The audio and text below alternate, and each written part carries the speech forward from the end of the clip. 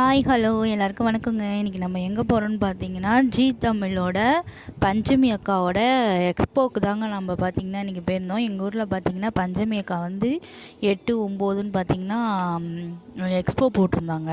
அதனால் பார்த்திங்கன்னா எல்லா ஸ்டால் ஓனர்ஸும் வந்திருந்தாங்க. சரி நானும் போகலான்னு சொல்லிட்டு நான் ஈவினிங்காக தான் போயிருந்தேன். பார்த்திங்கன்னா எங்கள் ஊரில் சரியான கும்பல் பஞ்சமி அக்கா எக்ஸ்போக்கு. அதேமாதிரி எக்ஸ்போவில் பார்த்திங்கன்னா பொருள்களும் எல்லாமே நல்லா இருந்தது. நான் கடைசியில் பஞ்சமி அக்காவை பார்க்க மாட்டேன் அப்படின்னு நினச்சிக்கிட்டே தான் வந்தேன். ஏன்னா அவ்வளோ கும்பல். உள்ளே போகிறதுக்கே பார்த்திங்கன்னா கொஞ்சம் நேரம் கழித்து தான் உள்ளேயே நான் என்ட்ரானேன். ஏன்னா அவ்வளோ கும்பலாக இருந்ததுனால.